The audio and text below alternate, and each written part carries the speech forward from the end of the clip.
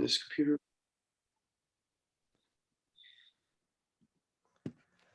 Hey guys, welcome back. We've got another week, another win in the book. I'm sure everyone's feeling great right now. Before we get started and go into talking about the Kentucky game and previewing Georgia and whatnot, we've got a special guest on with us. We'd like to welcome Will McNeeley. Say hello, Will. Hey guys, how's it going? Great to be here. I really greatly appreciate y'all having me on today. Yeah, we're very glad you're here. So Will has gone viral via Vol Twitter for setting up a scholarship. And why don't you go ahead and tell us some about the scholarship? Sure, absolutely. So back in August, when I found out that there was those 13 service members that unfortunately passed away in Afghanistan in the recent evacuation, I just remember being in my truck, and I live in Atlanta. So I was on 75 South going on 285. And I just remember praying to God and saying, please let me find a way to honor them in some capacity whatsoever. And I was on Twitter, and a couple of weeks later, and I saw something. I can't remember what I saw at this time. And a light bulb went off. I said, that's it. Like that has to be the thing. So I heard Danny White is a man of the people. And he's always giving back and letting Vol fans do kind of what they like, which has been so amazing so far from what I've seen from him. And I sent a tweet to him, and I just said, hey, Danny White, how much money do I need to raise to permanently buy a seat in Neyland Stadium to honor Staff Sergeant Ryan Nouse? Because I remember when I saw he was from the Knoxville area, I was like, man, that's got to be it. I mean, that's got to be something, at least a start or something. I did not expect it to do what it did. I thought it'd get like maybe a like or two, or maybe a retweet, but in no way, shape, or form did I expect it to just blow up the way it did. So I put my phone down, and a couple hours later, I went to go pick up my son, and I see an 865 area code calling my phone number, and it was Marcus Hilliard at the athletic department. And I about ran off the road because, I work in mortgage, so you have to answer your phone. And so I answered it, and lo and behold, that was him. And he said, hey man, I saw your tweet. We really like what you're trying to accomplish here in honoring our fallen soldiers. But what do you think about a scholarship? And I was like, yeah, absolutely. That just sounds completely amazing. Because he said, not only would it create a lasting legacy for those fallen service members, but on top of that, it impacts more lives. And that's what ultimately I'm all about, is, really helping others and impacting more lives. So that's kind of how it all got started. Marcus connected me with Steve Hammer, who is actually a former basketball player at the University of Tennessee. So go Vols there on top of that. And we had a great conversation to start things off. He actually came down to where I live in Cartersville, Georgia, took me out to lunch, and we started talking. And immediately I knew he is the guy. He has such a presence about him. And granted, he's 7 feet tall, so of course he has a presence, but I could just tell he was such a godly man. And that's what I was looking for, is somebody that comes from that kind of place, when they do things to honor God through his mercies. So we really hit it off. He immediately understood what was my purpose, what was the vision, and what was the drive behind starting this kind of scholarship. And he brought me up to Knoxville, and then we had lunch with Jerry Hanner at the Haslam School of Business. And he said, we think that'd be a great idea to house the scholarship at the Haslam School of Business. And they explained why. And again, it was just another thing. I could immediately tell Jerry Hanner was an amazing individual, just a great godly man, because not only will the donations go to impact those lives, but the Haslam School of Business will match dollar for dollar our donations once it reaches $25,000. So that's why that goal is set for $25,000. And the sooner we can get there, the greater. So this scholarship itself will be given to an individual that is seeking their graduate degree at Haslam.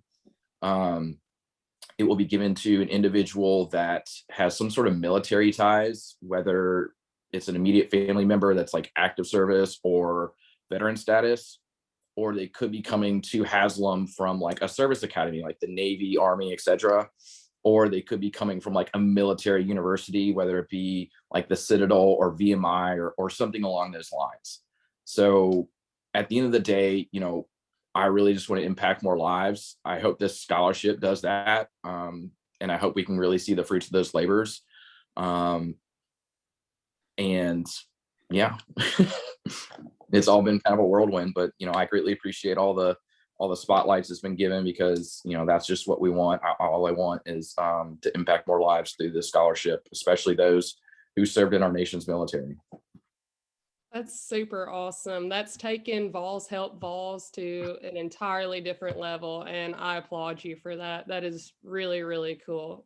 So another question, I know you've got a GoFundMe. How much has that raised so far? And kind of tell everybody what the GoFundMe is, where they can donate, etc.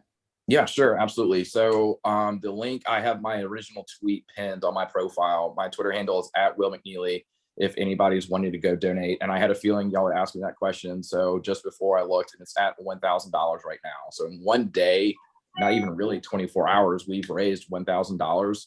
On top of that, my family started the whole process with a $5,000 donation.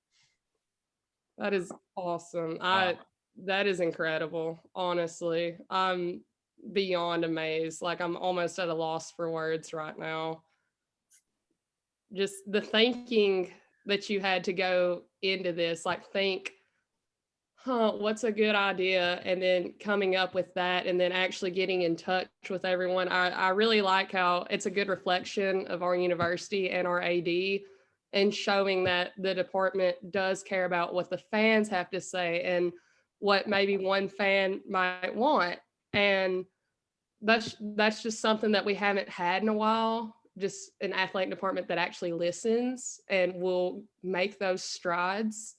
And I think it's a really good reflection on Danny White and Marcus Hilliard and all the guys working there. They're doing a great job, in my opinion. Oh, absolutely. I mean, I cold-heartedly agree, with that statement. I mean, if it wasn't for the Sports Nation account, who y'all said was his name's Kyle, is that right? Yeah, I mean, if it wasn't for him connecting me with Marcus, none of this would have started. So I mean, a huge gratitude for that, for connecting us to Marcus. And I got an opportunity to meet him when I went up there for a practice one day, and I just can't believe, like you said, it's just the attitude that they have at within this administration right now. And like I said, for me, obviously you can tell, I'm an amazing Christian. Everything that I do, I hope is in his honor. And that was, all I want is to be surrounded by those kinds of people. And my grandfather said, if you want to be, successful, or, a great leader, or, really anything to that kind of nature, you have to surround yourself by successful people. And at the end of the day, people that are a man of God or a woman of God. I agree. I love that. Do y'all two have any questions for Will? Yeah, so I have a couple questions for you, Will, and if you want to get into it or not, that's kind of up to you. But I just wanted to ask. So, and you may have mentioned it, but what was your you were active duty, I assume? No, oddly enough, I never served in the military. Oh, okay. Yeah. But my family's ties run, deep, red, white, and blue. My father was Marine. My grandfather on my mother's side was a tail gunner and a bomber in the World War II. Excuse me. So he flew 17 missions, from my understanding, from Italy all the way up to Normandy during that time. My dad's father was actually on the Manhattan Project in Oak Ridge, Tennessee, and he was instrumental in helping develop the fuel for the atomic bombs. And then he went on to work at Eastman Kodak in Kingsport, Tennessee, where my dad was born and raised. So, one of my uncles was military. my wife, she's in law enforcement. Her grandfather was in the Army. So, I mean, I got friends all up and down the military. So I just, by having chance, I did not serve. So, but I mean, like I said, we are run red, white, and blue, through and through. Definitely. And so the other thing that I wanted to ask is leaving my mind right now. So I will come back to it. Hold on. I'm sorry. Go ahead, Adam. I mean, not any real questions, but just, applauding you for wanting to, to reach out to, when I saw you wanting to put this together, the way that, you spoke a minute ago, and been very vocal about the families and that atmosphere. Maddie talked about, Tennessee Nation and Vols helping Vols and that kind of family atmosphere. We know we're crazy and nuts and passionate, but we always seem to kind of bond together. But I think a lot of people, forget about, veterans and things like that until, really today when we're recording this. So on Veterans Day and Memorial Day, like, oh yeah, let's thank the veterans. I think this is an awesome way because, so often we kind of forget about the families and that they're going through it as well. And I think, Right. Sometimes money might be a tough thing when people have family members that are serving and they're trying to get through school and make a living for themselves. And, they have, parents or brothers and sisters or children who are out serving our country and giving us the opportunities to sit here and talk like this and to go to these football games and to do what we want to do, that sometimes they kind of have to put their dreams on pause to allow people in their family to serve. And I think what you're doing is just awesome to be able to say, hey, we know where you're at and we know the sacrifices that your family has made, in the military, but also that you've had to make. Husbands that have had to leave or wives that have had to leave their spouses to kind of be a single parent. And, and I think it's awesome, just bringing these families together. And I really applaud you for this. And I was going to ask you, what are some things that people can listen? I know you mentioned that you were going to be on a couple of different things. So, what are some outreaches that you've had? I know VolQuest was talking about it earlier, Swain and different people. What are some places people can listen to you over the next few days? Yeah. So, I mean, when it all started, little known fact, I used to be the intern at rivals.com on their social media. So that's how I knew Brent. And I'm just so thankful to Brent Hubbs, VolQuest, and that family for just taking the opportunity to listen to the story and capturing it in such an amazing and beautiful way. So I couldn't think, and I have to give a shout out to my former boss, Eric Winter at rivals.com. He used to be the head of rivals.com for giving me an amazing opportunity there. So, when I thought of like who could be, the person or an outlet to quote unquote break the news or whatever, I couldn't think of a better way than for it to be a rival site and for it to be VolQuest and Brent Hubbs and his site. So that kind of kicked things off this morning, which was great. And then around noon, we had USA Today and then all Vols. John Dunn, his site, had an amazing article as well. Tomorrow morning, I'll be on the Swain event with Jason Swain and Ben McKee. And then that's at 8:30. And then at 8:45, I will be on with Raymond Foster and J Mark. Awesome. And just kind of wanted to go ahead, Maddie. Sorry. No, I was asking you if you ever thought of your question. We can cut that part out. No, I was looking for. I wrote some things down here before the show, but it kind of got lost in all the sauce. I just wanted to let you know, Will, I really do, and likewise with Adam and Maddie. It's really awesome what you're doing here, and like you said, you put it perfectly. What started as a simple tweet, is just what it's transpired into is I'm sure for you it's still a little bit surreal and but it really is, man. It's going to impact lives for the years to come. And like Adam was saying, you just, there's no way to measure how big of an impact that's going to be on some families and kids over the years. So I just want to again thank you for coming up with the idea and following through with it and making the best of it. No, absolutely. I mean, one of the things that, we kind of maybe that we don't think about every day is, what does that money mean to that particular individual?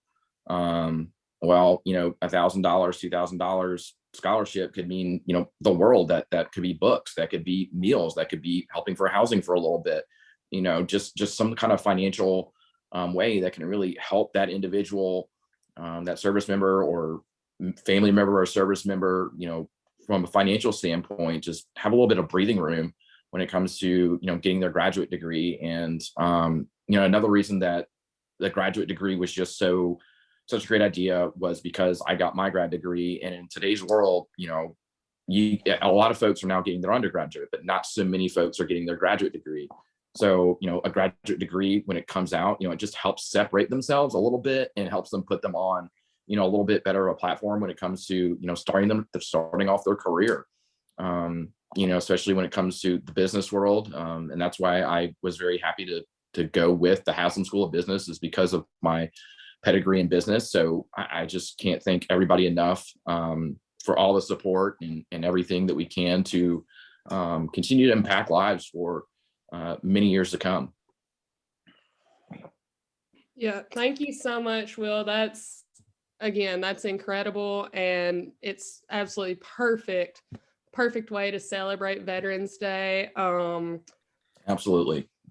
All the veterans out there, I want to thank you for your service. My dad, I love you, Dad. Thank you for everything that you've done. And I'm really thankful that there are other Americans out there that love our military, because it is because of them we can talk about Tennessee football and go to football games on the weekend. And I don't think a lot of people want to really understand that. And so it really means a lot to me. Yep. To all of our listeners, active duty or veterans, thank you so much for what you've given and sacrificed for our country and for your families and friends. And I got a bunch of friends out there, active duty, and some family members who are veterans. So a lot of love in my heart for everyone who makes that huge sacrifice, for sure. All right. Well, on that note, we are going to get into reviewing Kentucky. Vols pulled out a win. I'll leave it at that. What's everybody's thoughts? How did we feel about the Kentucky game overall? And what stood out to you as something that we need to work on? I'm stoked. I mean, there were definitely some bad things, but these are the type of games that we have not won. Recently, I've said it every week. We've said it every week. Hooker's a baller. I mean, my goodness. Somebody today was talking about when's the last time we've had a quarterback that's been able to throw the ball downfield accurately and hit those throws. And it's not just, chucking the ball downfield. We saw that with Joe Milton, selling out of Neyland Stadium. But, it's being able to make the lobs, make the sideline throws. I went back and watched the highlights of Hooker, and I mean, it was multiple throws that were just on the money. And the way he leaned on Tillman there, at the end of the half, and just everything seemed to click on offense. The biggest thing, and I feel like all of us are going to say it, was the defense. I mean, you're not going to be able to give up that many yards every week. But we, in the last drive, after we gave up that horrid 4th and 24, who was it? It was it Kamal Haddon that, just was playing, not great coverage there. We buckled down and minus a face mask that may or may not should have been called, and Stoops' comments about the SEC officiating. I kind of agree with him a little bit on that, but I'm not at all going to apologize because of what we've seen Tennessee get calls this year and in the past. But defense is going to have to work on things. But we brought the pressure. Tim Banks threw it. He knew when to put it, and we we made the plays when we needed to, and we got down a little bit. Alante made a great play. Heck of a Free dance cookies. move. Free cookies for everybody, and I was going to mention that later, but that company said their sales have been up 40% since Alante's stuff. I mean, this NIL stuff, it proves it's working. They're getting their business out. But just the fact that we were able to win a game where our defense couldn't stop anything. We would not have won this game in years past. And it's not just with coaching, but with quarterback play. I mean, do we really think that, any quarterback since Dobbs would have won us that game? And the answer is no. I mean, Dobbs was accurate, but I mean, Hooker might be the best downfield threat, might be the best quarterback all around, we've had downfield since Tyler Bray, really. And Dobbs is amazing. Dobbs did hit some long throws, but, Hooker can run, but is more of a passer, and Dobbs, was a runner that could pass. And what Heupel's doing, I love when he did the just the side bump there with Alante and stuff. I mean, it's just stuff like that it's not reading it too much into, but like we were talking before the show, the atmosphere is different, and these kids are learning. I tweeted it out, and it got like 500 likes within a couple hours. I mean, just the atmosphere is different. You can see it. The kids are believing, and one of the first things we saw was this fun factor, this family factor from Josh Heupel.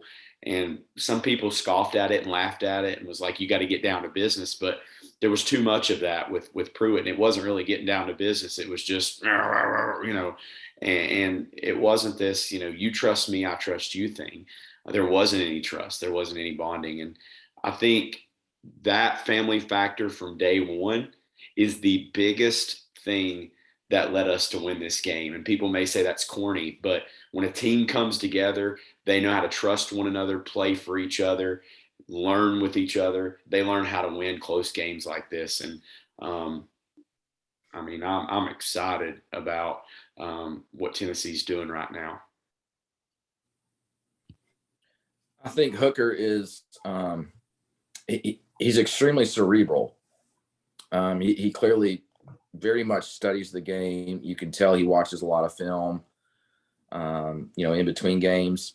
Very interesting how he can, well, we're going to talk about Georgia here in a minute, but, what he did this past weekend was just, he missed 5 passes. And I tweeted this out. He missed 5 passes. The average passing yards was 21 yards just about. And the amount of touchdowns he's had with that kind of completion and some ridiculous QBR rating. I mean, he's putting up, Madden numbers at the moment. I'm not worried about the offense. I will say this: the one thing that's kind of concerning is the running back depth, because we got some key injuries there.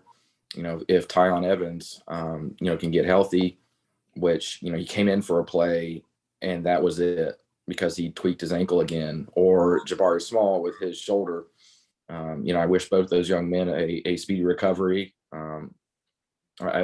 I hope both of them come back, especially Tyon, because I understand that he's eligible now for the draft this year, but I hope he comes back because I think, Jabari Small, Tyon Evans, and Hendon Hooker come back next year, along with the wide receivers that can come back because we know some of them are seniors. Watch out. That's all I'm going to say is watch out for that offense next year. I mean, Hooker could be a Heisman candidate in my opinion, but, I'm not going to say anything until, we don't know. The defense, Rodney Garner. That man, I don't know if y'all, I was following on Ben McKee on the Vol calls last night, and Rodney Garner said something like, the biggest, greatest thing that I could ever have is if my players leave the program and come back and say, I want my kids to play for Rodney Gardner. I was like, Rodney Gardner, I got a 2-year-old in my room. I don't know if he can play D-line, but he can come play for you. Yeah, I agree. Hooker is special. Obviously, he's been a game changer for this team, along with the overhaul of the coaching staff. But thank God we got him in addition to Milton, because without Hooker, it might be, instead of talking we could be 9-3, we'd be looking at, can we get to 6 wins when it's almost a foregone conclusion at this point. So he's definitely, great kid. I don't know if you guys saw I know a lot of people are kind of bashing Marty McGee or Marty Smith and Ryan McGee over the weekend, but he wrote a really good piece on Hendon Hooker and just what a great kid he is, as well as a football player. So obviously outstanding football player, but against Kentucky, man, you start fast. I didn't even have a chance to get to my seat yet. And I look up at the TV to see if it's kicked off yet, that they have there as soon as you walk into the stadium, and it said Tennessee 7, Kentucky 0. And I was like, that's got to be a glitch, right? And sure enough, I checked my phone, 75-yard touchdown to Javonte Payton. So that was huge. And then obviously the Cookie Monster, Alontae Taylor, capitalizing there on the turnover, and loved his quote after the game. Saying, I don't even know what he was thinking. Is he stupid?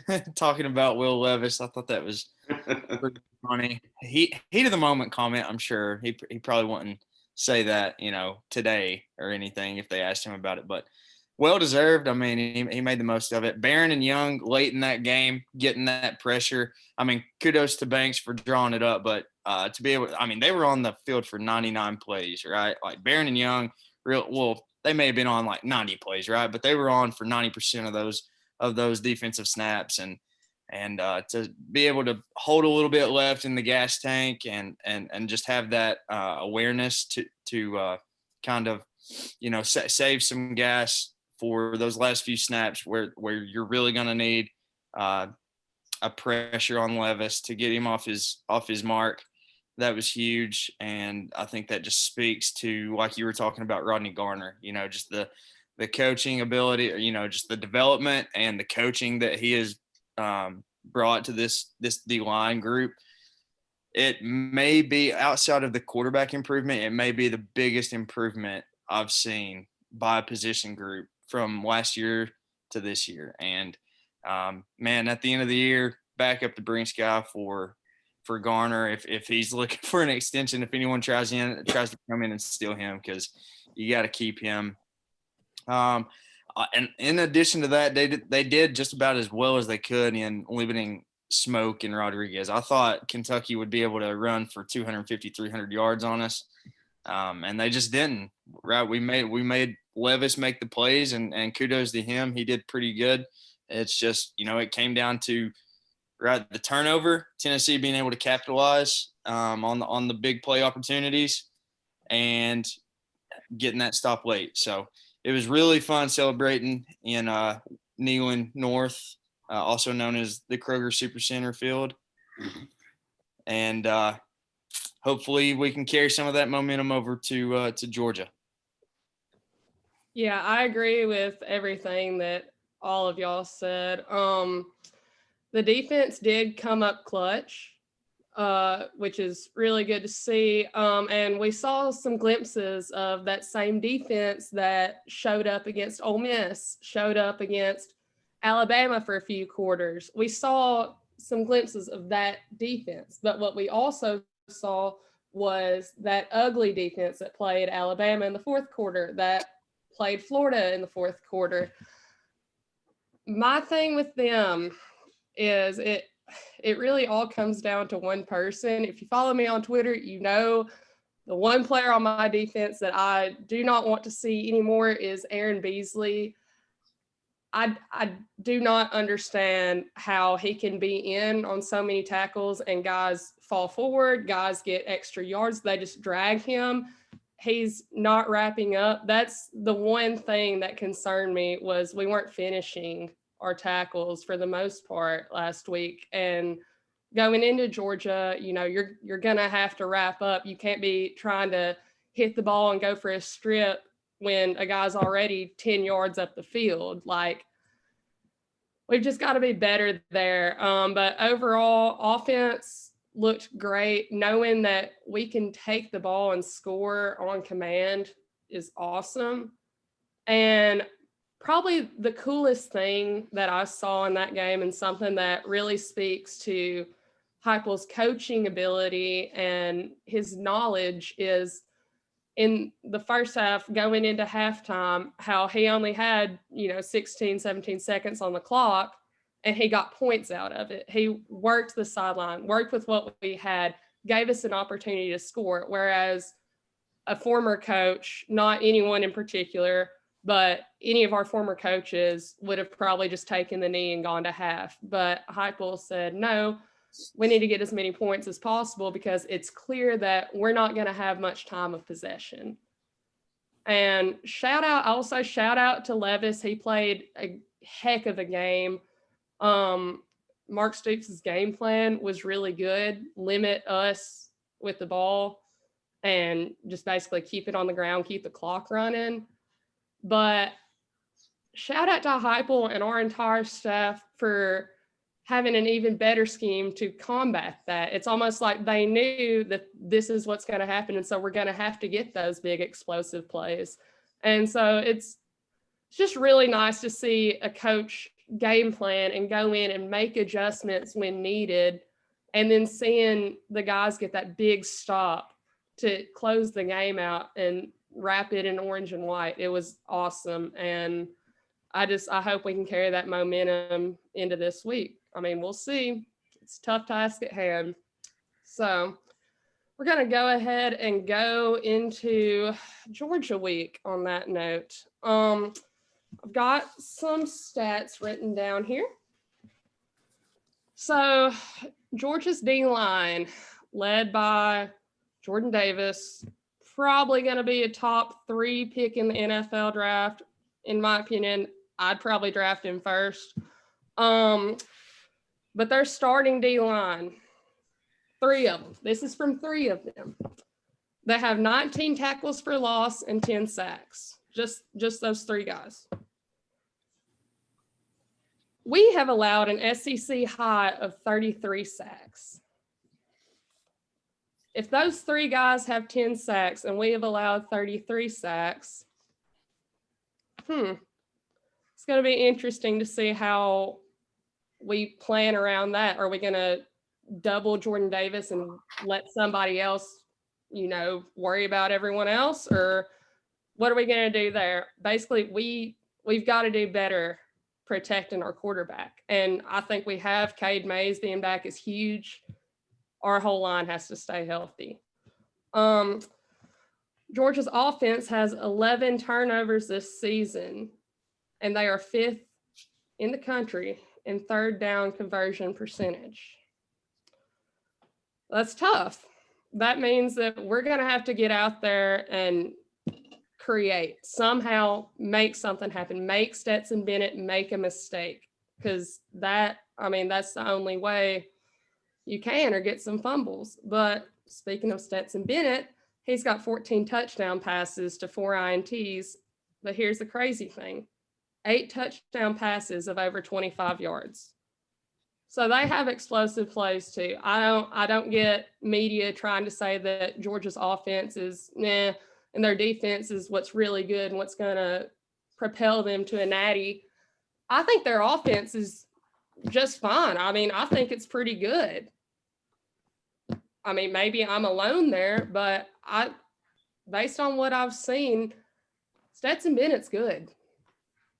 And then finally, one of my favorite stats, Georgia's offense has faced the fewest 3rd downs in the SEC.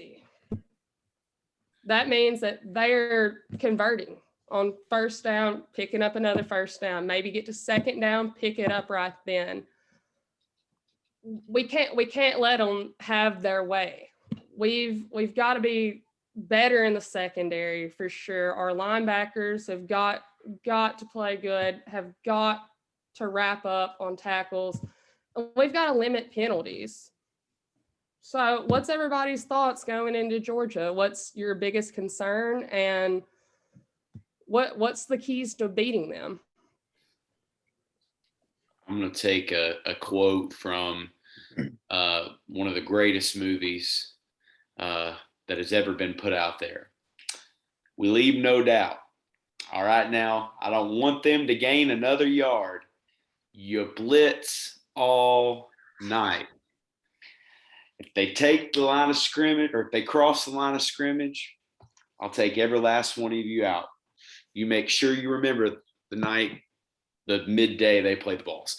But in all seriousness, we've got to throw everything we have at them. I mean, let's be real. What are we going to give up with the playbook? And I don't think Heupel's a coach that's been like, oh, we got to limit it. We can't let them. You throw out third strings, we're going to beat South Alabama. You throw out fourth strings, we're going to beat Vanderbilt. So you throw out Chase McGrath at quarterback, we're going to beat Vanderbilt. Because Vanderbilt, is still concerned about their Pepsi machines. Couldn't even get Coke machines. They just get Pepsi machines installed at their stadium. You got to throw out everything. Our secondary is not going to be able to keep up with their receivers. We've got to throw blitz packages. We've got to throw, just everything at them. And I know that's easier said than done. I mean, it's not like you're just going to go out there and rush 11 and go crazy like you're playing, backyard football or something. But we've got to be really creative. Third down for me is going to be the most important thing on both sides of the ball. We've got to make sure the worst thing that can happen for us is that we go 3 and out, or we have these drives that go for nothing, and we're punting, and then our field or our players are constantly getting, it's like Ole Miss. There were times where our offense was moving, but there were times where, there was a drive, I don't know if it was an opening drive or something, it's like 38 seconds or something, and we're punting, and then it's 3rd and 15, and there goes, old Matty running for the first down, and then it's 3rd and 9, and there they go. And so with our depth issues we've tackled on all year, we've got to make sure that third down we're converting, we're putting ourselves in opportunities where we're having short yard situations. And we've seen it from Heupel. If we get anywhere near midfield and there's a 3rd and whatever, don't be surprised if it's a 3rd and 7 to see us throw a 5-yard route. Or get there to the line and be able to go for it, because he's going to. We're playing the number 1 team in the country this year. We have nothing to lose, essentially. And I know it's different for a coach. We're in every game. We're blah blah blah. But Heupel's shown us he's going to go for it. Now he may not pull a Kiffin and go for it on 4th and 2 from his own 15-yard line, but we've got to make sure that we're putting ourselves in 3rd and short, or at least manageable. We don't want to have these false starts where we've had back-to-back and, you get sacked on one play, you get stuffed at the line, you get, and you're looking at 3rd and 20 and they're going to give you 12 or 13 yards and make it a 4th and 7. You want these 3rd and 8 or under, so that you can push it to a 4th and 2, 4th and 3, and let Heupel, who's proven he's a play calling mastermind to pull out stuff, and we have situational things, and that's something we saw with the previous staff. Seemed like we never had any situational things. It was just like, 4th and 1, let's run it straight up the gut. I'm not going to be able to do that against Georgia. All right, you're not going to be able to do that at Georgia. So Heupel's the right man for those situations, but we've got to make sure we convert these 3rd downs, and not necessarily convert them into first downs, but putting ourselves in manageable 3rd down situations. And then on defense, we've got to be able to throw things at them. And I'm sure Kirby and that staff is saying Tennessee is going to throw stuff in. And I wish I would have saved it from earlier. I was looking, I thought I had retweeted it, but I don't think that I did. But Georgia has yet to face, I think, a top.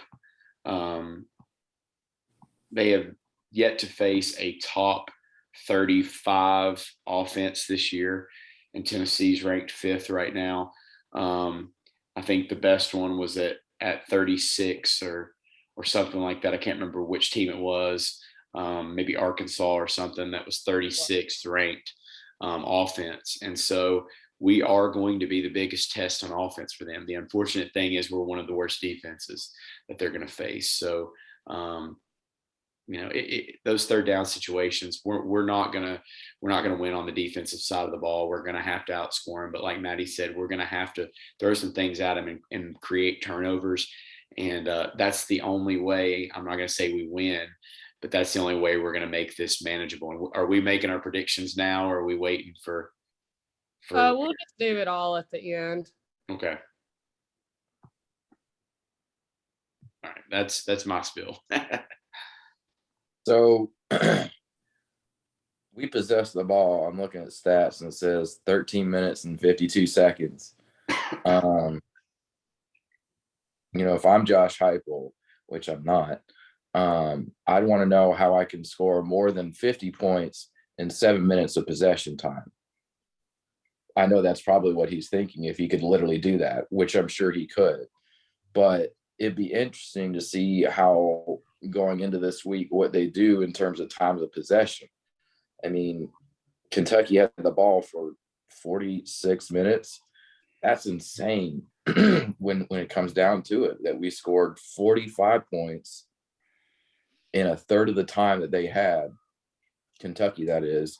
So does Heupel try and maybe extend some drives a little bit? I mean, it's great. I mean, I'll take that Javonte Payton first pass, for a touchdown to start off the game every single day. That'll get the atmosphere just blown crazy. But that's what I'm really going to be paying attention to this weekend, is so that way can it give Tim Banks a chance to give that defense a little bit more rest.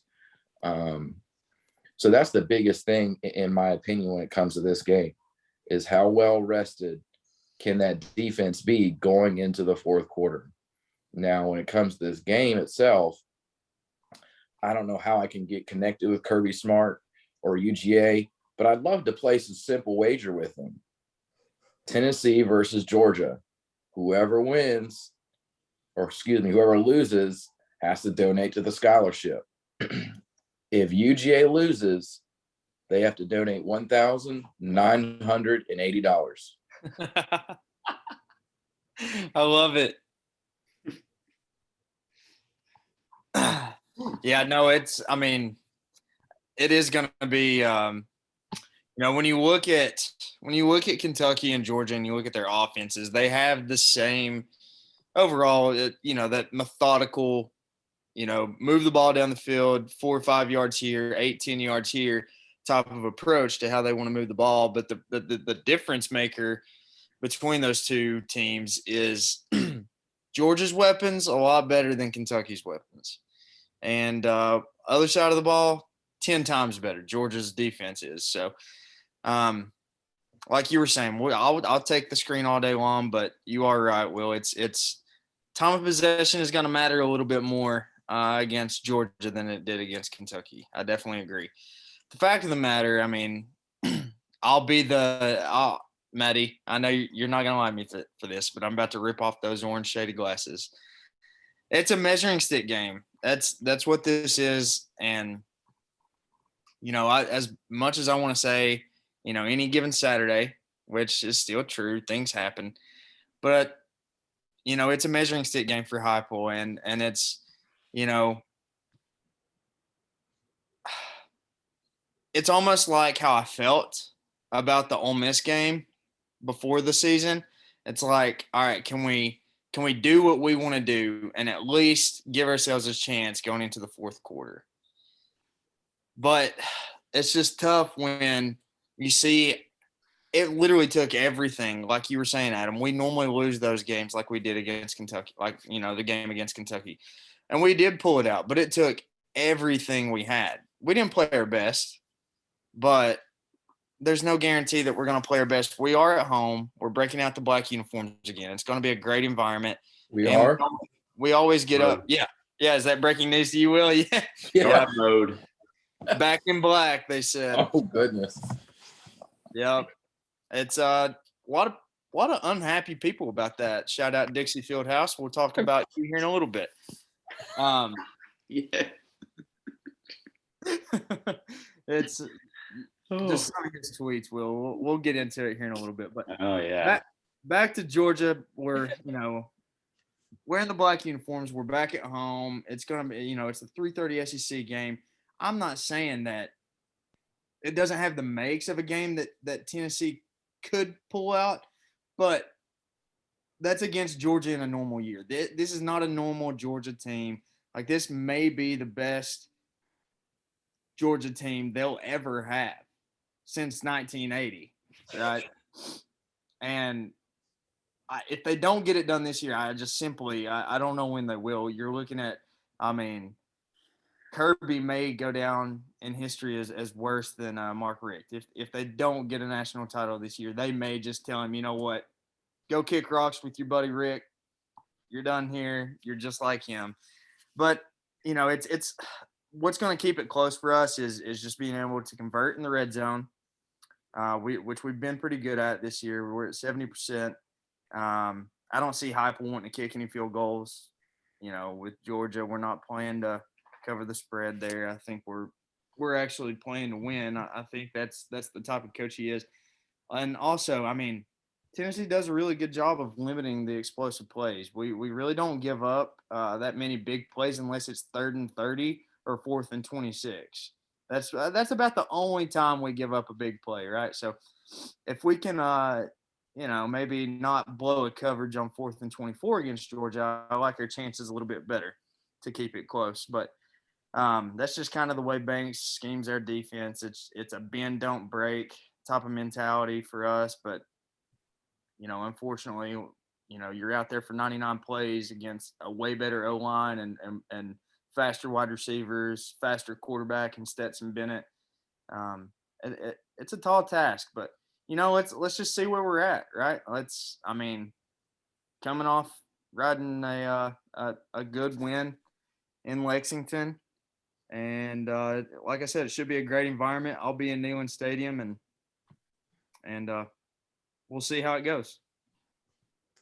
Yeah, I agree. I pretty much hit on everything I wanted to say at the start of this segment.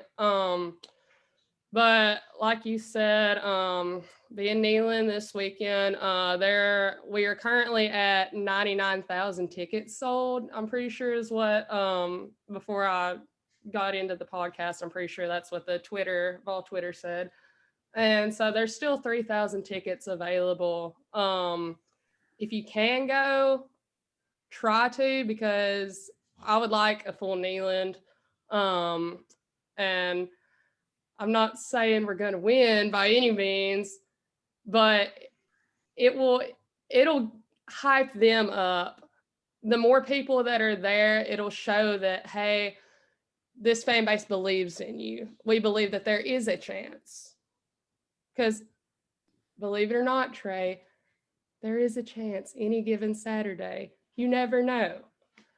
But if possible, we need to fill the whole stadium. And I think that by the 4th quarter, when it's dark out and the light show starts, it'll be pretty hyped to hear everybody go crazy. So just try your best to be in Neyland and be ready to be loud and support our boys.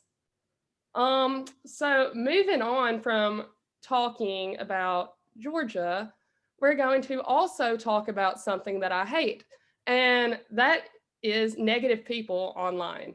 I cannot stand negative people on Twitter. So, Negavol of the week.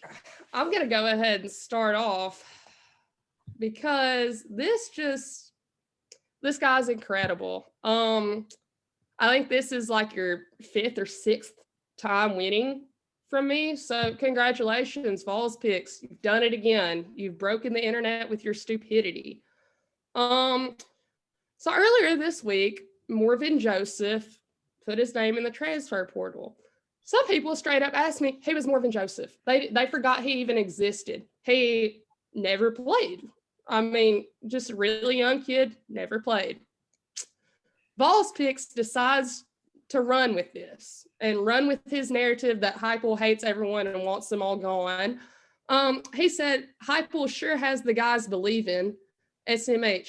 I predict 10 more will leave at minimum in the next 2 months. Are you kidding me? A guy who does not play transfers. And this guy is out here saying that he's lost the team and there's going to be at least 10 more guys in the next 2 months to transfer.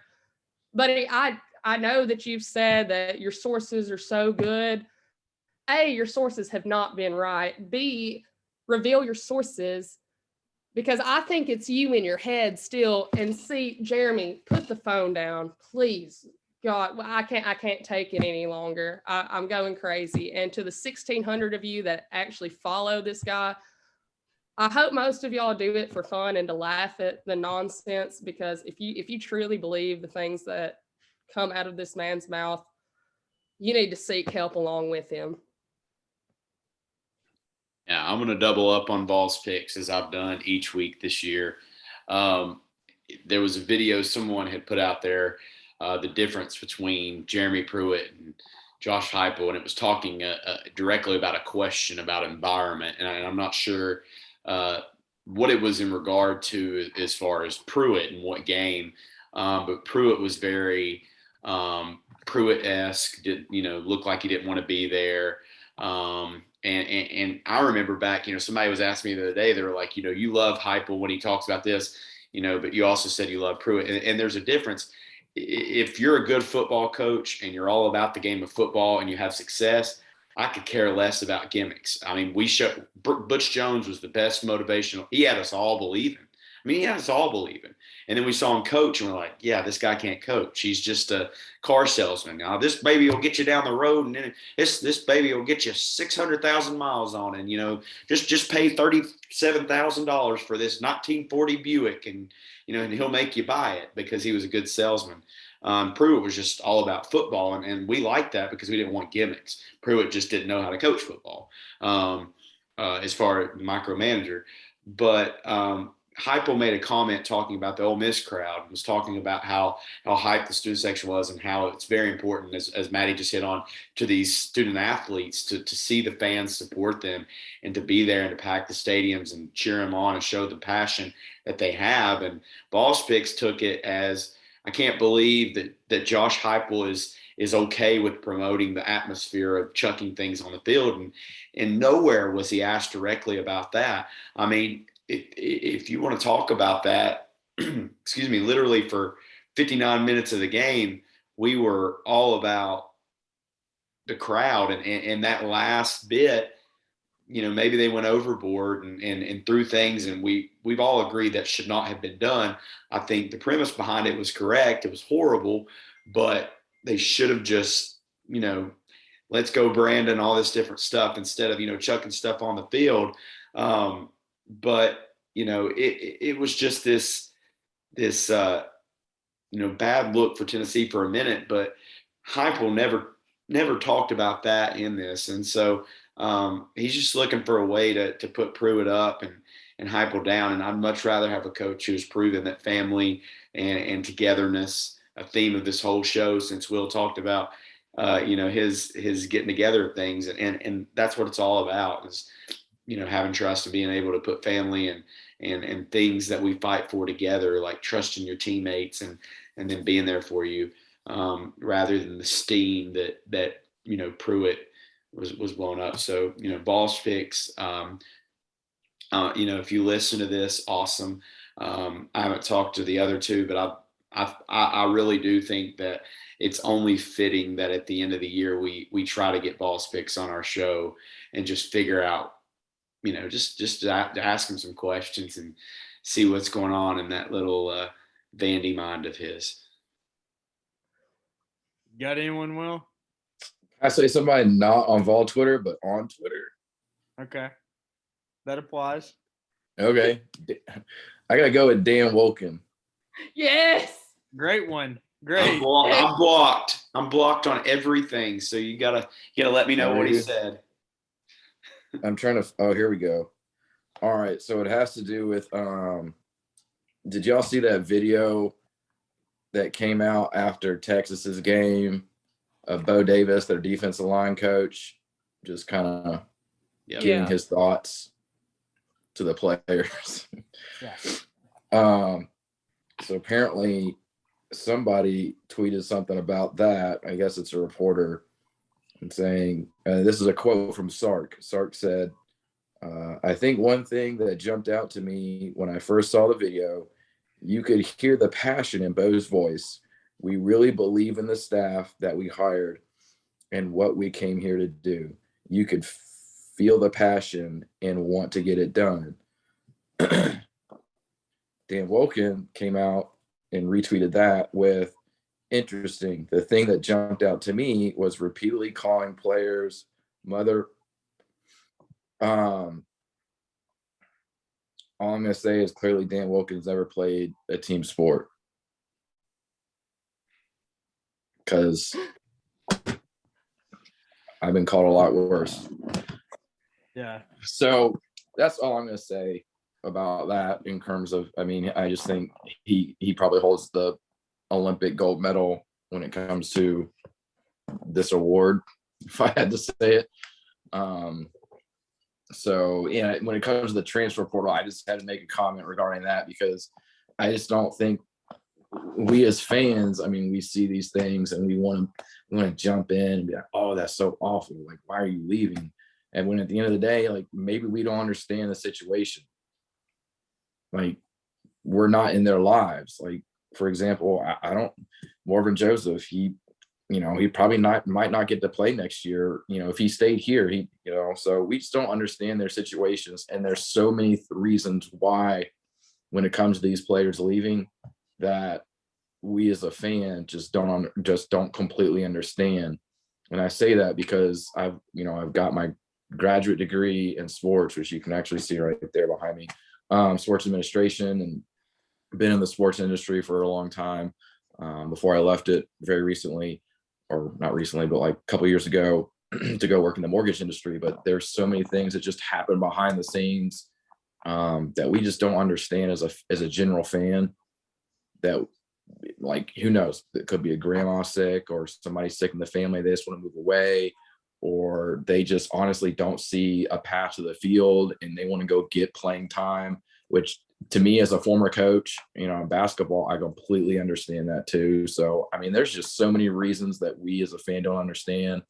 So when a young man wants to go and better their situation, that's the way I always see it. Thank you for your time. Thank you for the sweat equity you put into the program.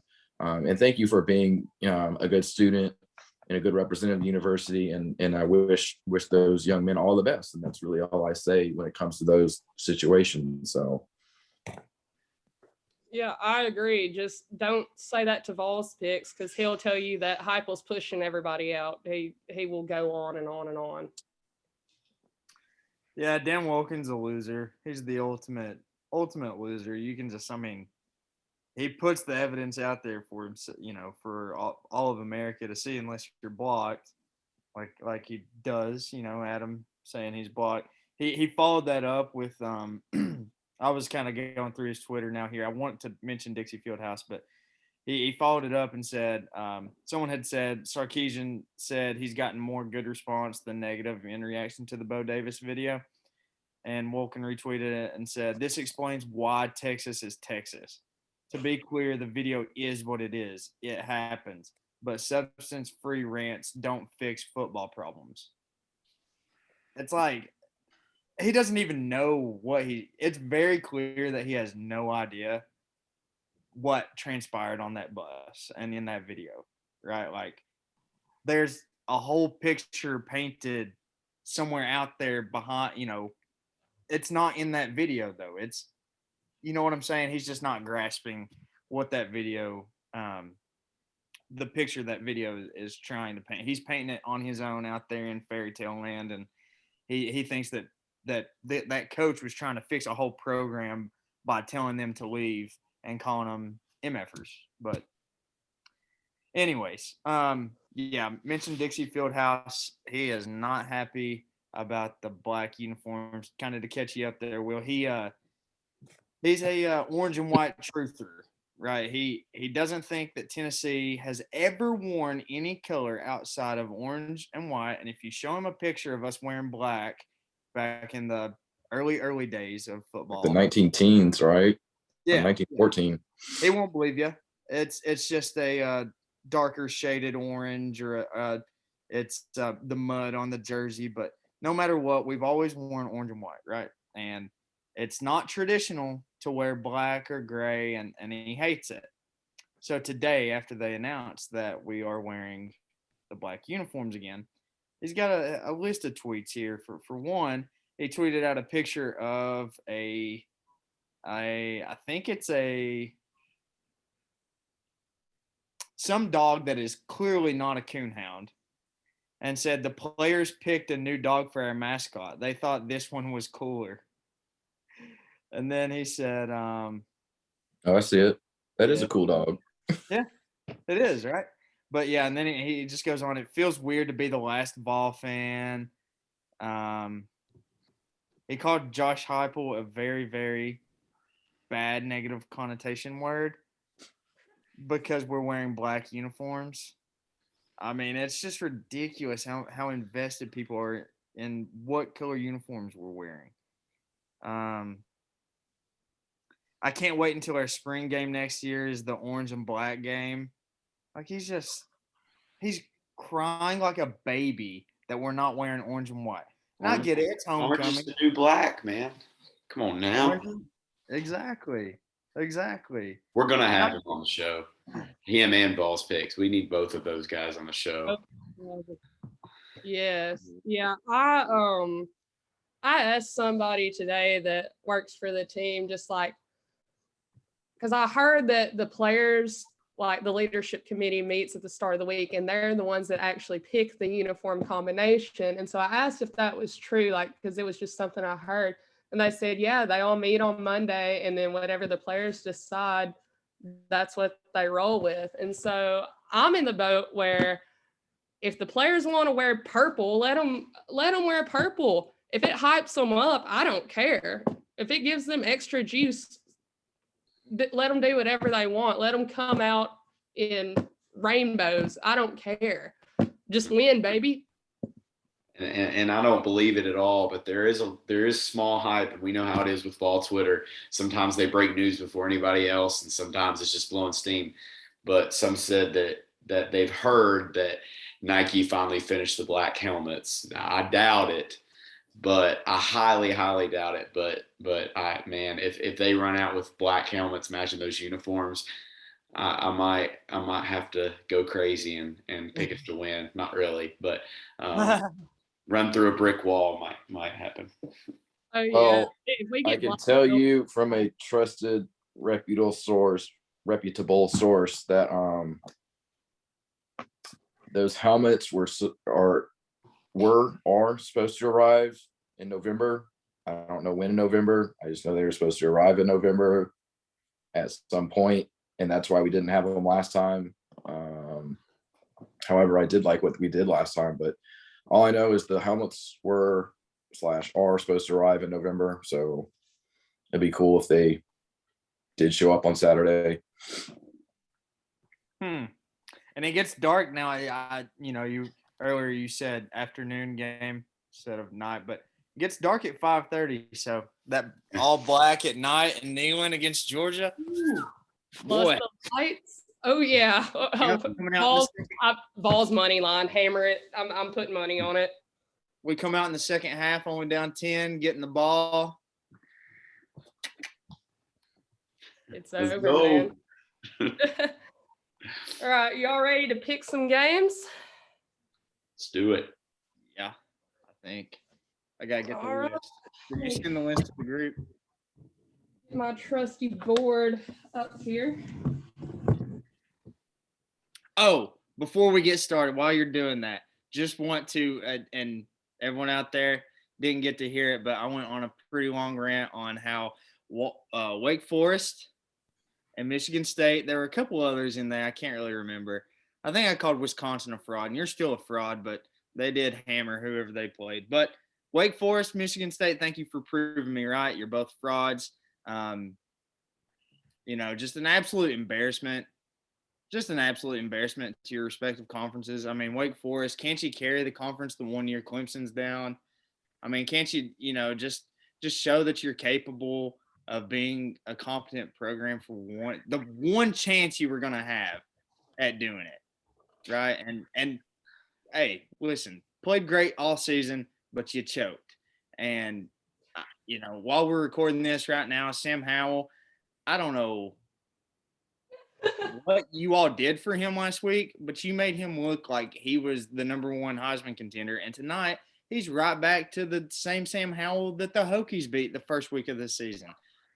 And it's just, and then Michigan State, buddy, what are you doing? Sparty, you had it. You had it. So I just wanted to take my victory lap. Go ahead, Maddie. Oh, yeah. I got to call you out real quick, though, because I remember our first episode, one thing that you said that cracks me up this day is when you said the best value bet you can make right now, Sam Howell for Heisman. Hey, at the time, his odds his odds were probably the same as what they are right now, which was like plus 1,800, which they're probably a lot lower now. I don't know who's going to get the Heisman. In all honesty, like this is probably the one season it's still a toss-up this late in the year. Yeah, I thought it was Matt Corral pretty heavily, but now like I wouldn't count Kenny Pickett out of it, honestly. He seems to be there just about every week in like voting and stuff. His name's always there. Bryce Young's looked better, but still a little shaky. Jordan Davis might win it this year. What he's done at Georgia is insane. I don't know. I enjoy betting, but one thing I'm not going to do is put money on who's going to win the Heisman because it's so open right now. Yeah. And if you bought a Spencer Rattler Heisman ticket at the beginning of the season, I would really like it because it's cold and I need a fire. So send me all of those, please. And when he transfers, personally, I don't want him. So please stay away from my program. I don't need any locker room cancer. So we're going to start our pick 'em with the game of the week. Tennessee versus Georgia. Georgia is a 20-point favorite. I think they started at like minus 21, maybe 21.5, but now it's 20 points. Who's everybody got? I'm going to put the orange glasses on that we talked about, Maddie. And Trey, you're not going to like me for this, but I believe in the hype. This week, Tennessee is going to cover and lose by 18. I'm going to go 42-24, Georgia. I think it's just too much. I think our offense is good enough to score on them, but I think 20. Trey put it on Twitter today. I think upper 20s, lower 30s is at most that we'll score. I'll put us at about 24. Looking at Georgia playing some horrible defenses this year in Missouri and Vandy and stuff, South Carolina.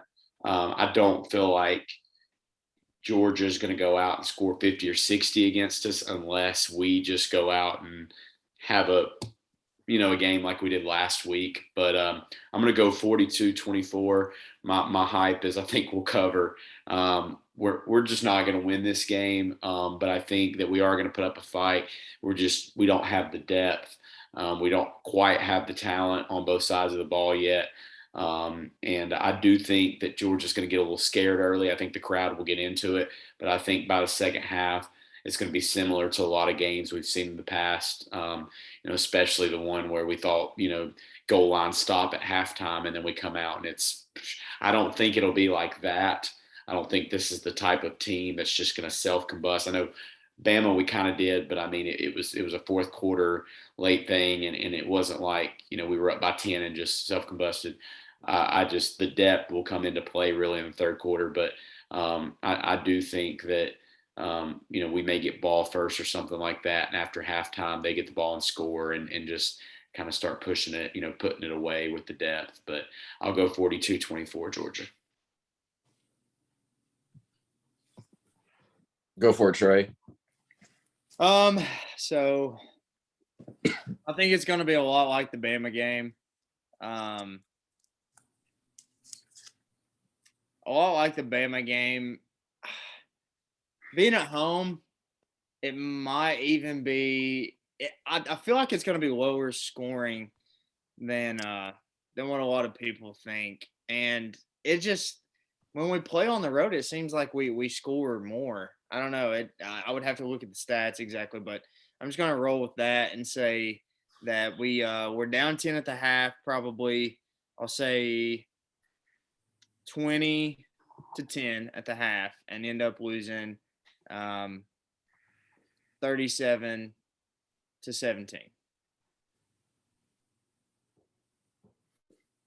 I guess I'll be the one homer because there's got to be that person. I'll just say Vols +1. I don't know what the final will be because I think there'll be some fireworks either way. So I guess I'll be the one homer and say Vols +1. I like it. That way, Georgia can donate $1,980 to the scholarship. Yeah, we'll cut this out and send it to Kirby. Okay. That's what we want. So Kirby, if y'all lose $1,980 to the scholarship, because either way, I think y'all win, and that way our veterans win, right? Because that's all we want. You could ship us the money in a Dobbs nail boot. Yes. On this one, I'm with Adam. I do think we're going to cover, but I also think we're probably going to lose by 2 touchdowns, maybe 17 or so. I don't really know what I'd say the final score is. I think I'll go like 35-21.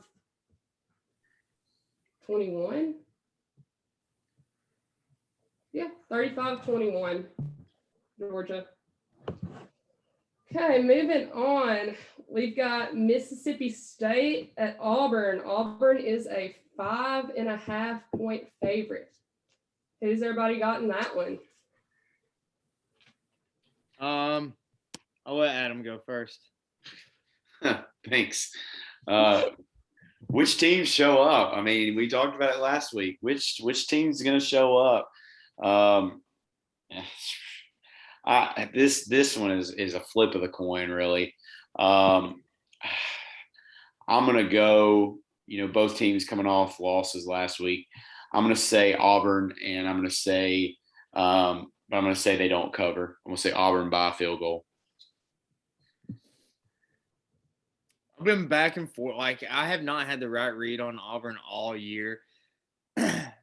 And it's because of Bo Nix, man. That guy screws with me so bad. I never know which guy's going to show up. I'm going to ride with him again here because, they are at home. So I'll take Auburn by a touchdown. So I'm legally obligated to pick Auburn. And the reason I'm legally obligated to pick him is due to a marriage contract. I would be handed divorce papers if I did not from the sheriff's organization of Bartow County, Georgia. So therefore, I will go with Bo Nix, who is better at home than he is away. It's like there's 2 different versions. Bo Nix at home is like the Heisman candidate. Bo Nix in an away stadium, not so much. So I'm gonna go bold and say Auburn by 10.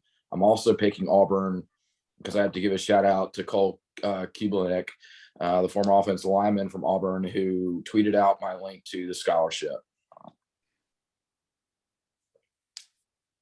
Awesome. I'm with y'all. I'm picking Auburn. I'm going to say Auburn by a touchdown because just like you said, Bo Nix is better at home. And just like Trey said, he just messes with me. Like you never know. It's good that you can't really bet on player props because if you did and you're betting on Bo Nix's passing every week, you'd be screwed out of a lot of money because I don't know. I don't even know where to begin there.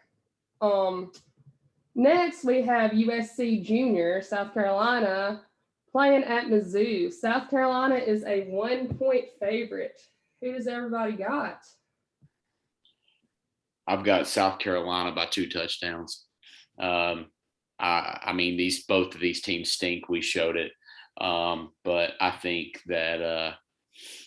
South Carolina is. I mean, coming off the win against Florida, I won't say they're great. Florida's a dumpster fire right now, but I think South Carolina is just playing better football right now than Missouri is. I mean, Missouri won last week, but they played Vandy, which I know might be a perennial national championship contender within the next 250 years. Yeah, Missouri is going to win this, or is going to lose this game by 2 touchdowns. I got South Carolina.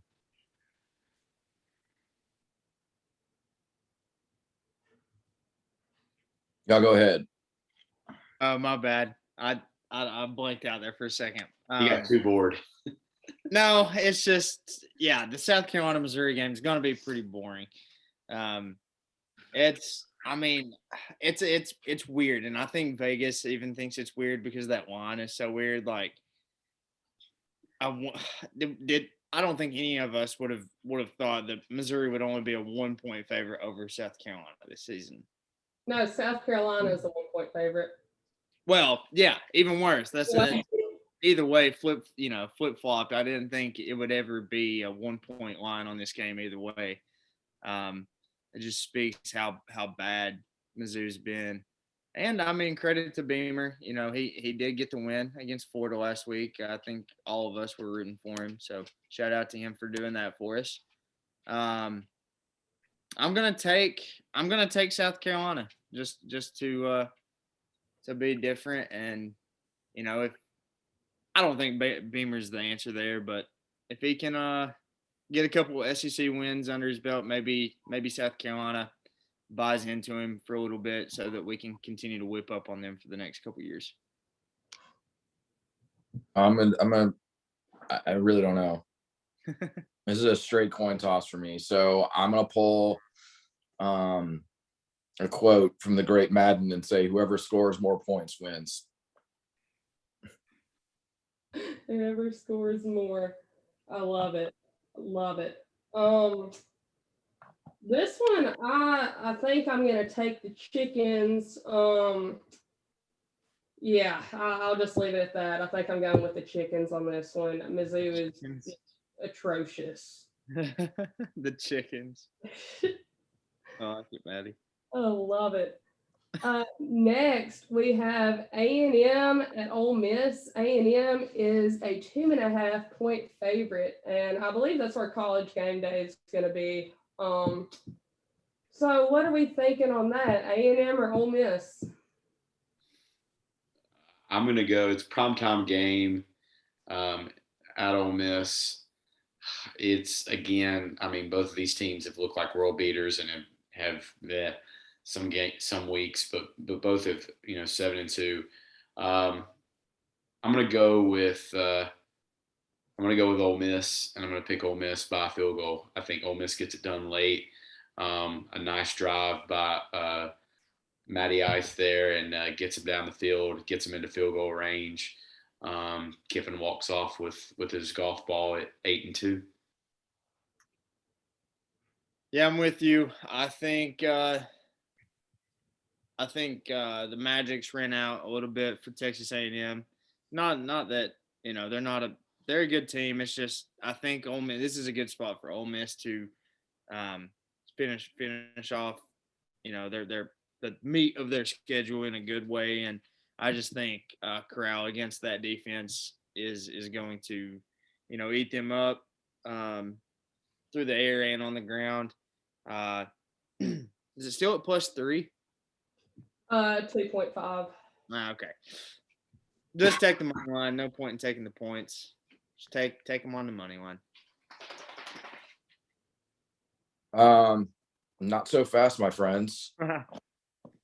And I believe it is Texas A&M because of Isaiah Spiller.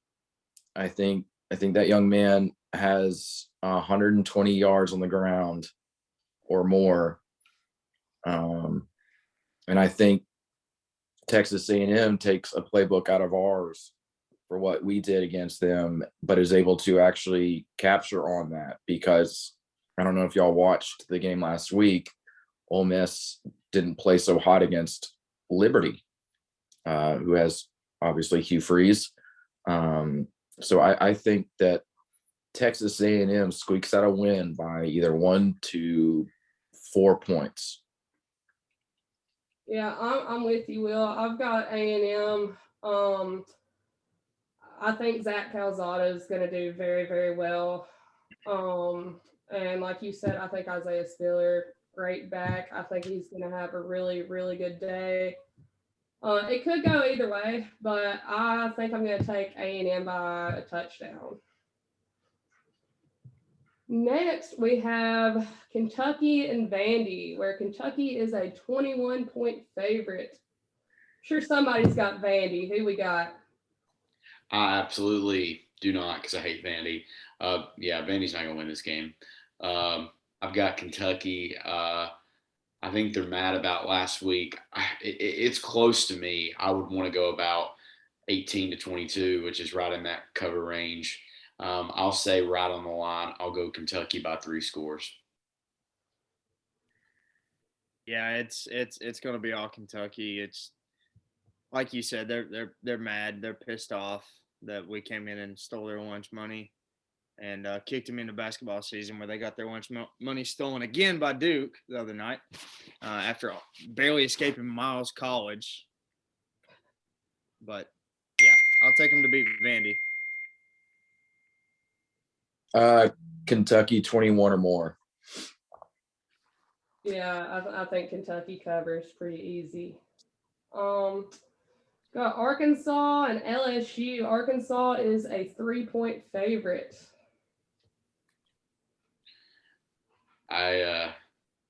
LSU night game, playing a little bit better. Nothing to lose. Arkansas is not bad, but I'm going to say that LSU wins this game by a touchdown. Adam, I swear, I feel like it's every week we pick like the same, maybe 1 or 2 different, but we always pick the same upsets. It seems like. I mean, I don't know why Arkansas is a 3-point favorite after LSU's playing better. LSU played really well last week. It's a night game. It's at home and one of the craziest places to play. I think that line will move more towards an even line as we get into Saturday. So. Yeah, Arkansas's got they've had a couple players in their secondary go down over the past couple weeks, and LSU is just leaving it all out there. They got pretty much, nothing to be afraid of. They're just kind of playing with house money, like I said with Coach O. Kept wanting to call him Wes Miles. Coach O's just kind of out there, just living it up, ready for retirement. But Death Valley is they always get up for whatever reason. They always get up for Arkansas. I don't know if it's, obviously they've been playing each other forever, or not forever, but the past 10 years or so. And so it's going to be a tough environment, and I'll just take LSU to win by a field goal. Wait. I'm going to go Arkansas on this one. And here's why. Arkansas is on a 2-game win streak. LSU is on a 2-game lose streak. On top of that, Arkansas rushes the ball for 250 yards a game, whereas LSU only rushes for 100 yards a game. The old adage in the SEC has always been, whoever rushes more is going to win that game. I think this is a trap game for LSU, as they only have it's definitely a trap game. I was looking at their schedule. they have 3 home games. This one, UL Monroe, and Texas A&M. I think LSU loses this one at home, but then comes prepared for Texas A&M as their last game and sends Coach O out on a W. So that's why I think Arkansas is going to win. That's a bold take on going ahead and predicting that LSU is going to beat A&M, but I'm here for it. But I'm not going to agree with you on this one. I'm going with LSU. Even though they lost last week, I think that they looked better than they have. Maybe that says a lot about Bama too. Maybe Bama's not. I mean, I know they're not the same Bama because we hung around for 3.5 quarters, but I don't know. I think LSU's quarterback, who is not very good, maybe just comes out and has a pretty solid game, but I've got LSU by field goal. Now moving out of the SEC, we've got our 4 kind of bigger games that are non-SEC games. We got Michigan and Penn State, where Michigan is a 1.5 point favorite. What are we thinking on this one? I'm going to go, this is tough. I'm going to go Michigan close. I want to go with Penn State with the upset. I'd be more towards it if it was a later game for Penn State. I don't know how much they're going to get up for a noon kickoff, and I don't know. I mean, it's going to be a close game. It wouldn't surprise me either way, but I think Michigan gets it done late and wins by a field goal. I'm going to take Penn State because, I mean, I know I called Michigan State a fraud last week, but with my friends, we talk pretty much every day in a group chat. Everyone in the Big Ten is fraudulent. Everyone in the ACC is fraudulent. Michigan is 1-4 against the spread against teams with a winning record in its last 5 games. It's just 3-7 against the spread against teams with a winning record in its last 10 games against teams with winning records. So they just don't win when they're actually playing a competent team. Yeah, when they're playing Rutgers and Illinois, yeah, sure, they're going to look good and get put right in the top 25 because they've won 4 straight. But when they play someone worth a dang, they're no good. They're just not good. Harbaugh, not good. No one in Michigan is good besides one of the directional Michigans. And even then, who knows which one's good? East, North, West, South Michigan. Like, it's just, so I'm taking Penn State. Yeah, I'm going to take Penn State too. I think James Franklin's offense is just too, I don't want to say too good, just because, I mean, they're 6-3. They've lost some critical games, but I think Penn State at home gets it done. I think the Nittany Lions and that home atmosphere is too much for Harbaugh and gang. So I'm going to go Penn State by 3.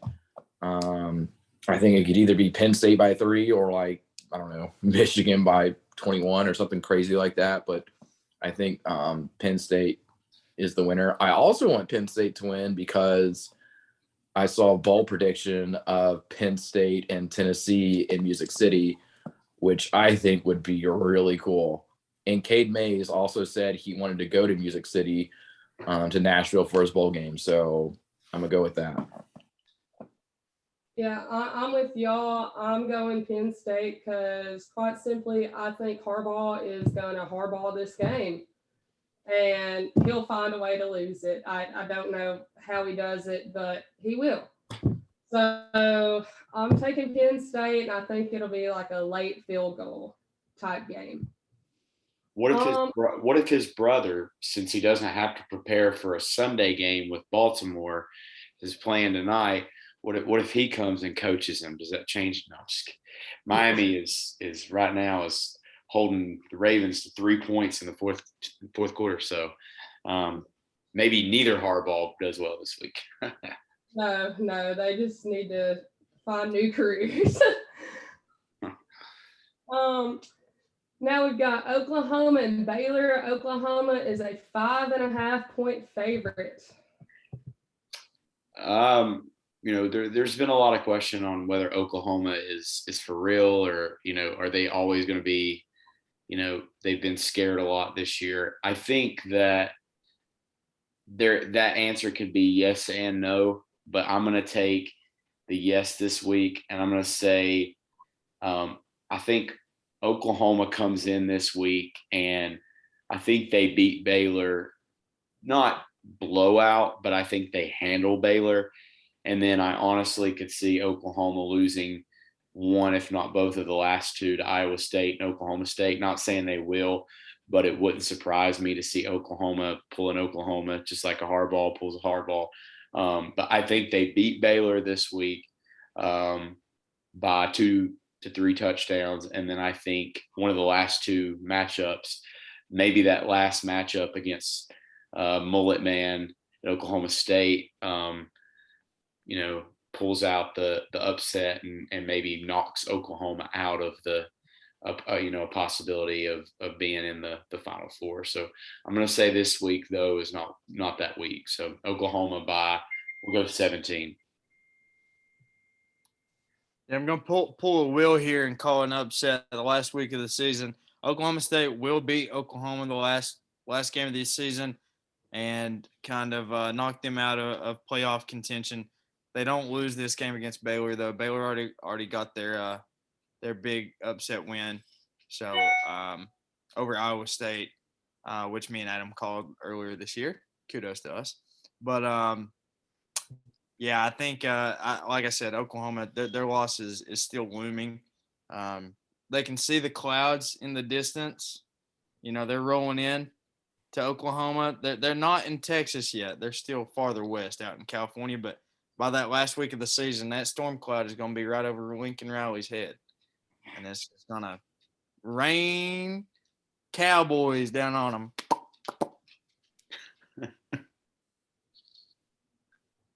I'm going to go Oklahoma because of Caleb Williams. I was trying to remember his name. That dude is unreal. He's too special. So I think Caleb Williams gets it done and pulls out the win for Oklahoma. So I'm going to go, is it at Oklahoma? Is that what? No, it's at Baylor.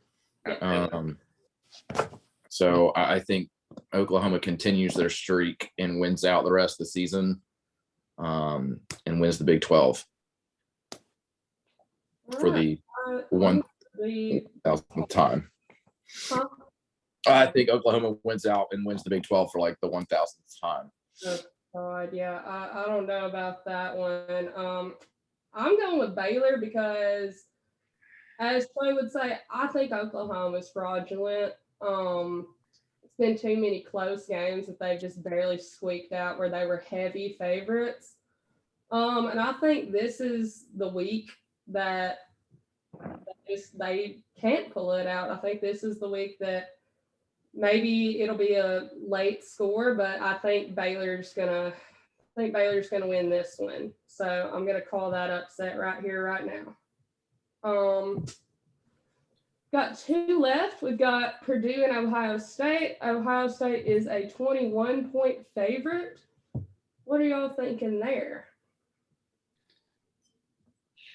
I mean, Purdue coming off a great upset win, but as Trey alluded to with Sparty and all that, Purdue's not going to do it 2 weeks in a row. I've got Ohio State. 21's a little much for me. I think more around 17 is where I'll put it. But it also wouldn't surprise me to see Purdue riding this high and come out and lose by 30 plus. But I'll go Ohio State by 17. Yeah, I think CJ Stroud's kind of found his stride. If you get my pun there, Stroud. Anyways, getting late here. But no, I think Ohio State is finally kind of hitting a stride here, and I think they'll close the season solid. Probably not a game I'm going to touch betting wise, but I think Ohio State will handle them by multiple scores. Yeah, I too think Ohio State. That being said, I remember before the Ole Miss game, I forget what game was on TV. Maybe it was the night before, when my wife and I were at the hotel. And it was some crazy stat, like what team as an unranked team has beaten the number 2 team when they've played the most times. And it was Purdue. And lo and behold, they played the number 2 team the very next day and beat them to add on to that crazy stat. So I just thought that was the wildest stat. And then they beat the number 2 team to make it like 9 wins as an unranked team beating the number 2 team in the nation. So that was just kind of crazy. My kudos off to them. And Jeff Brom over at the Boilermakers. Yeah, I'm with y'all. Got Ohio State, but I think that it might be a better game. I think Ohio State will probably win by, I don't know, 2 scores. So I don't think they cover. But I think it'll be a better game than what some people are thinking. We'll see.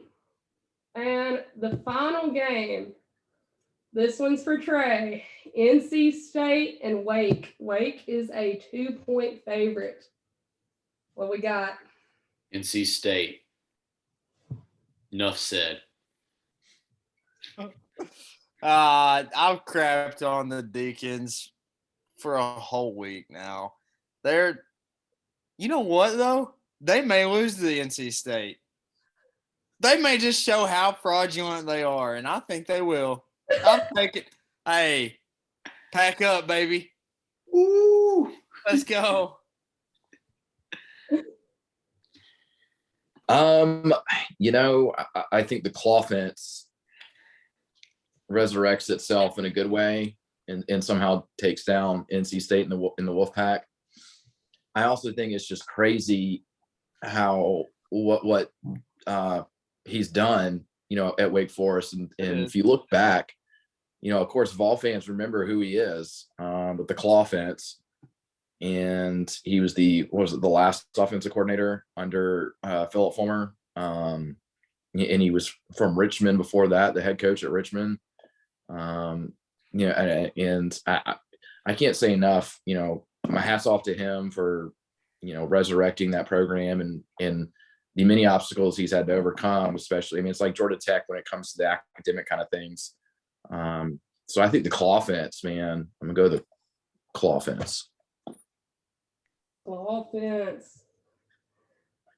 I'm gonna go with NC State on this one. I'm with Trey. I think Wake's gonna show that they were fraudulent the whole year and that they somehow deceived the entire playoff committee. So yeah. We'll just leave it at NC State, and if Wake pulls it out, maybe, just maybe, we can't call them frauds as much. Guess we'll see. We'll find out. That is true. So that'll do it for this week. Thanks, Will, for joining us. We had a blast talking with you. I greatly appreciate it. Like I said, it really started with y'all and Kyle, to get things rolling on this scholarship. And I can't thank Vol Nation enough for the amount of support y'all have given me and this, more or less, the scholarship. So like I said, we raised $1,000, but that's not the end goal. We need $25,000 to qualify for the dollar for dollar match from the Haslam School of Business. And, one of the things I saw on Twitter was someone asked, like, why is this with GoFundMe? And that's a great question. Like, why not just do a direct donation to the Haslam School of Business? You can do that. Absolutely. If you want to, that is a tax deductible donation. for you. The reason it's with GoFundMe is to collect that $25,000 and make that one lump sum payment to Haslam. So we, as Vol Nation, can ensure we get that dollar for dollar match. So, I just want to make that clear. Why is it with GoFundMe and not with the Haslam? You can donate. You can get that tax deductible donation.